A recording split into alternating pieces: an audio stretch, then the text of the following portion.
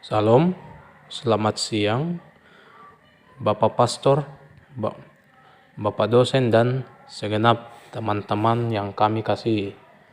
Kami dari kelompok 7 akan mempresentasikan materi tentang sakramen panggilan.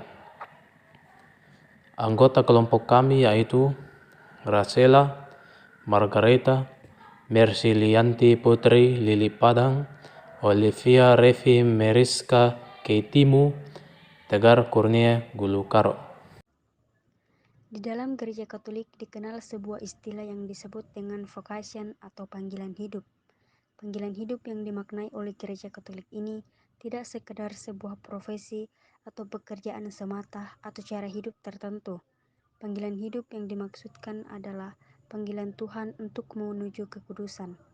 Panggilan hidup ini sesungguhnya dihayati dalam dimensi vertikal, dalam relasinya dengan Sang Pencipta yang terwujud secara horizontal, yaitu berkaitan dengan sesama manusia di dalam profesi atau pekerjaan atau cara hidup tertentu. Di dalam penghayatan itulah panggilan hidup menuju kekudusan menemukan maknanya. Paus Yohanes Paulus II menyebutkan bahwa gereja mengakui dua cara untuk mewujudkan panggilan manusia untuk mencintai, yaitu perkawinan dan keperawanan atau selibat. Panggilan hidup berkeluarga yang dimaksudkan adalah sebuah ikatan perkawinan antara laki-laki dan perempuan sebagai suami atau istri yang kemudian akan memiliki anak. Melalui panggilan ini, seseorang dapat menjalani panggilan hidup kudusnya dalam dinamika hidup berkeluarga. Dengan cara mewujudkan tujuan perkawinan Katolik, yaitu kebahagiaan pasangan suami dan istri, kelahiran anak, dan pendidikan anak. Panggilan hidup selibat atau tidak menikah yang dimaksud adalah demi kerajaan Allah. Gereja Katolik memberikan kesempatan kepada umatnya untuk mengabdikan diri dalam pilihan hidup tidak menikah agar dapat memberikan dirinya secara total pada pelayanan di dalam gereja. Panggilan hidup selibat demi kerajaan Allah ini terdiri dari panggilan sebagai imam dan panggilan sebagai biarawan-biarawati. Sakramen panggilan yang pertama adalah sakramen imamat. Imamat atau pentabisan adalah sakramen yang menjadikan seseorang uskup, imam, atau diakon, sehingga sakramen ini dibaktikan sebagai citra Kristus. Hanya uskup yang boleh melayani sakramen ini. Pentabisan seseorang menjadi imam mengkonfigurasikannya menjadi Kristus selaku kepala Kristus, selaku hamba semua orang, menempatkan diri pada tugas pelayanan uskup yang bersangkutan, khususnya pada kegiatan gereja dalam mengamalkan cinta kasih Kristiani terhadap kaum papa dalam memberikan firman Allah. Orang-orang yang berkeinginan menjadi imam dituntut oleh hukum kanonik untuk menjalani sebuah program seminari yang selain berisi studi filsafat dan teologi sampai lulus, juga mencakup suatu program formasi yang meliputi pengarahan rohani, berbagai retreat, pengalaman apostolates, atau semacam kuliah kerja nyata, dan sebagainya. Proses pendidikan sebagai persiapan untuk pentabisan sebagai diakon permanen diatur oleh konferensi wali gereja terkait.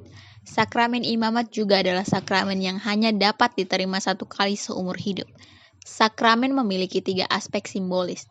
Pertama, aspek antropologis. Adalah aspek yang berhubungan dengan sifat manusiawi atau kemanusiaan. Dalam setiap sakramen ada materi atau tanda atau perbuatan dan forma atau kata yang dapat dijangkau atau diindra manusia. Kedua, aspek kristologis adalah aspek yang bersumber pada Kristus sebagai asal dari semua sakramen, karena Kristus adalah sakramen dasar. Ketiga, aspek eklesiologis adalah aspek yang berhubungan dengan gereja sebagai pelaksana sakramen berdasarkan perintah Kristus dan sebagai jemaat. Gereja adalah sakramen keselamatan karena gereja adalah tanda persatuan dengan Allah dan kesatuan seluruh umat manusia. Gereja menghadirkan Kristus, Kristus menghadirkan Allah. Sakramen imamat disebut juga sakramen tabisan atau sakramen penabisan. Dasarnya panggilan sebagai imam berlaku untuk semua orang yang sudah dibaptis, namun merujuk kepada orang-orang pilihannya untuk menjadi imam tertabis atau imam jabatan, merujuk secara khusus kepada imam yang ditabiskan untuk melanjutkan karyanya di dunia. Kristus menyertai mereka sampai akhir zaman. Bandingkan Matius pasal 28 ayat 19-20. Mereka yang terpanggil akan hidup selibat atau mereka yang telah tertabis tidak boleh kawin. Yesus pernah berkata, ada orang yang tidak dapat kawin karena ia memang lahir demikian dari rahim ibunya. Dan ada orang yang dijadikan demikian oleh karena kerajaan sorga. Siapa yang dapat mengerti, hendaklah ia mengerti. Bandingkan Matius pasal 19 ayat 12. Ucapan Yesus ini dilontarkan dalam konteks maraknya perceraian di kalangan Yahudi saat itu. Melihat situasi itu, para murid saling berkata, kalau begitu lebih baik tidak kawin saja, supaya tidak timbul masalah. Yesus menanggapi komentar para muridnya bahwa lebih baik tidak kawin itu. Menurut Yesus, ada 3 macam orang yang dapat kawin. Dalam naskah Yunani, Yesus menggunakan 3 kali kata kebiri atau menggunakan istilah orang kasing. Ada orang yang lahir dalam keadaan kebiri. Itu adalah orang yang mempunyai kekurangan pada tubuhnya, sehingga ia tidak dapat kawin. Kedua, orang yang dikebiri oleh orang lain. Misalnya pelayan-pelayan di istana raja pada masa lalu kadang harus dikebiri dulu supaya mereka tidak menggoda gundik-gundik raja. Kedua golongan ini disebutkan dalam buku ajaran para rabi. Kemudian Yesus menambahkan golongan ketiga, yaitu orang yang atas kemauannya sendiri tidak menikah, supaya mereka bebas dari segala gangguan dalam pekerjaannya bagi kerajaan Allah. Secara harfiah, golongan ketiga ini adalah golongan yang dengan sengaja dan sukarela mengebiri dirinya sendiri, walaupun kemudian ia sadar bahwa ia keliru. Ada pula disinggung dalam Alkitab 1 Korintus pasal 7 ayat 7-8, ayat 32-20, ayat 32-35. Paulus menuliskan hal ini untuk menanggapi kehidupan jemaat di Korintus yang mulai meremehkan kehidupan perkawinan. Setelah dibaptis, jemaat di sana menganggap bahwa hidup baru itu mirip seperti asketisme total. Segala sesuatu yang merupakan kenikmatan duniawi harus ditanggalkan, termaksud di dalamnya perkawinan. Paulus menentang hal ini, meskipun berpendapat bahwa hidup selibat itu baik, tetapi orang-orang yang sudah menikah tidak boleh mengabaikan kehidupan perkawinan mereka. Menurut Paulus, setiap orang menerima dari Allah karunia-Nya yang khas. Soal keputusan apakah seseorang akan hidup selibat atau menikah, itu harus dengan karunia-Nya yang khas. Dari pernyataan Yesus dapat disimpulkan bahwa memang dimungkinkan adanya orang yang hidup selibat, dan itu alkitabiah. Sedangkan dari Paulus, kita mendapatkan kebenaran bahwa hidup selibat itu merupakan anugerah dari Allah. Makna imamat. Yang pertama, imamat jabatan. Salah satu ciri gereja Katolik adalah apostolik, yang artinya berasal dari para rasul. Sehingga segala tabisan dalam gereja Katolik dapat ditelusuri sejak dari zaman para rasul, yang mana diutus oleh Yesus Kristus sendiri. Perutusan tersebut dilanjutkan oleh gereja sampai akhir zaman melalui tabisan dalam 3 tahap. Yang pertama, diakoniat. Pentabisan seseorang menjadi diakon mengkonfigurasikan dirinya menjadi Kristus selaku hamba semua orang, menempatkan dia pada tugas pelayanan uskup yang bersangkutan, khususnya pada kegiatan gereja dalam mengamalkan cinta kasih Kristus terhadap kaum papa dan dalam memberitakan firman Allah. Yang kedua, presbiterat, yaitu pentabisan seseorang menjadi pastor atau seorang imam yang mengkonfigurasikannya menjadi Kristus selaku kepala gereja dan imam agung, serta menganugerahkan baginya kuasa sebagai asisten uskup yang bersangkutan untuk merayakan sakramen-sakramen dan kegiatan liturgis lainnya, teristimewa Ekaristi. Dan yang ketiga yaitu episkopat, yaitu pentabisan seseorang menjadi uskup atau penerus para rasul. Pentabisan menjadi uskup menganugerahkan kegenapan sakramen imamat baginya, menjadikan anggota badan penerus atau pengganti para rasul, dan memberi dia misi untuk mengajar, menguduskan, dan menuntun disertai dengan kepedulian dari semua gereja. Semua pemegang jabatan imamat ini harus menjalani sakramen tabisan, yaitu penumpangan tangan sebagai tanda berkat, pencurahan roh, dan penyerahan kuasa disertai doa. Orang yang menerima sakramen tabisan sebagai imam harus mengucapkan 3 kaul. Tujuannya agar orang tertabis dapat memberikan diri seutuhnya kepada Kristus dan umatnya. 3 kaul itu adalah: yang pertama, selibat. Gereja berpendapat bahwa orang yang tidak menikah akan lebih bebas menyerahkan diri sepenuhnya kepada Tuhan demi kerajaan Allah. Yang kedua, taat. Tentang hal taat sampai diyakini, diamini oleh gereja. Seseorang tertabis bersedia taat kepada atasannya seperti Kristus taat kepada Bapaknya demi kerajaan Allah. Yang ketiga, miskin. Disebutkan bahwa Yesus tidak memiliki apa-apa. Seseorang tertabis bersedia hidup miskin dalam arti bersedia melepas secara sukarela hak untuk memiliki harta benda. Yang kedua adalah sakramen perkawinan.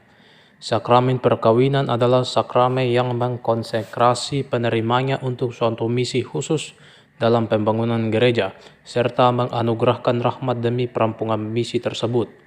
Sakramen ini dipandang sebagai suatu tanda cinta kasih yang menyatukan Kristus dengan gereja, menetapkan di antara kedua pasangan suatu ikatan yang bersifat permanen dan eksklusif, yang dimaterai oleh Allah. Dari awal penciptaan dunia, Allah menciptakan manusia pertama laki-laki yaitu Adam dan perempuan yaitu Hawa menurut citra Allah. Dari Kejadian 1 ayat 26-27. Hawa diciptakan dari tulang rusuk Adam agar laki-laki itu mendapatkan teman penolong yang sepadan dengannya, sehingga mereka akhirnya dapat bersatu menjadi satu daging. Jadi, persatuan laki-laki dan perempuan telah direncanakan oleh Allah semenjak awal mula, sesuai dengan perintahnya kepada mereka, beranak cuculah dan bertambah banyak, penuhilah bumi dan taklukkanlah itu. Kejadian 1 ayat 28. Dengan demikian, pernikahan antara seorang pria yang sudah dibaptis dan seorang wanita yang sudah dibaptis, yang dimasuki secara sah telah disempurnakan dengan persetubuhan dan tidak diceraikan, sebab dalam kitab suci tertulis, justru karena ketegaran hatimulah maka Musa menuliskan perintah ini untuk kamu. Sebab pada awal dunia Allah menjadikan mereka laki-laki dan perempuan, sebab itu laki-laki akan meninggalkan ayahnya dan ibunya dan bersatu dengan istrinya, sehingga keduanya menjadi satu daging. Demikianlah mereka bukan lagi dua, melainkan satu. Karena itu, apa yang telah dipersatukan Allah tidak boleh diceraikan manusia. Ketika mereka sudah di rumah, murid-murid itu bertanya pula kepada Yesus tentang hal itu. Lalu katanya kepada mereka, barang siapa menceraikan istrinya lalu kawin dengan perempuan lain, ia hidup dalam persinahan terhadap istrinya itu. Dan jika si istri menceraikan suaminya dan kawin dengan laki-laki lain, ia berbuat zina. Markus 10 ayat 1-12. Walaupun dalam perjanjian lama, perkawinan monogami atau satu suami dan satu istri tidak selalu diterapkan karena kelemahan manusia, kita dapat melihat bahwa perkawinan monogami adalah yang dimaksudkan Allah bagi manusia sejak semula. Melihat dasar Alkitabiah ini, maka sakramen perkawinan dapat diartikan sebagai persatuan antara pria dan wanita yang terikat hukum untuk hidup bersama seumur hidup. Katekismus Gereja Katolik menegaskan persatuan seumur hidup antara pria dan wanita yang telah dibaptis ini sifatnya terarah pada kesejahteraan suami istri, pada kelahiran dan pendidikan anak. Hal ini berkaitan dengan gambaran kasih Allah yang bebas atau tanpa paksaan, setia, menyeluruh, dan berbuah. Sakramen ini menganugerahkan kepada pasangan yang bersangkutan rahmat yang mereka perlukan untuk mencapai kekudusan dalam kehidupan perkawinan mereka, serta untuk menghasilkan dan mengasuh anak-anak mereka dengan penuh tanggung jawab. Sakramen ini dirayakan secara terbuka di hadapan imam atau saksi lain yang ditunjuk oleh gereja, serta saksi-saksi lainnya. Meskipun dalam teologis gereja Latin yang melayankan sakramen ini adalah kedua pasangan yang bersangkutan. Demi kesahan suatu perkawinan, seorang pria dan seorang wanita harus mengutarakan niat dan persetujuan bebas atau persetujuan tanpa paksaan masing-masing untuk saling memberi diri seutuhnya, tanpa memperkecualikan apapun dari hak milik esensial dan maksud-maksud perkawinan. Jika salah satu dari keduanya adalah seorang Kristen non-Katolik, maka pernikahan mereka hanya dinyatakan sah jika telah memperoleh izin dari pihak berwenang terkait dalam gereja Katolik. Jika salah satu dari keduanya adalah seorang non-Kristen, dalam arti belum dibaptis, maka diperlukan izin dari pihak berwenang terkait demi sahnya suatu perkawinan. Perkawinan dalam gereja Katolik, atau juga disebut sakramen perkawinan, adalah perjanjian antara seorang laki-laki dan seorang perempuan untuk membentuk suami istri, kelahiran anak, dan pendidikan anak. Sekian video presentasi dari kelompok kami. Apabila terdapat kekurangan dalam materi kami dan ada kata-kata kami yang salah, kami mohon maaf. Terima kasih, Tuhan Yesus memberkati kita semua.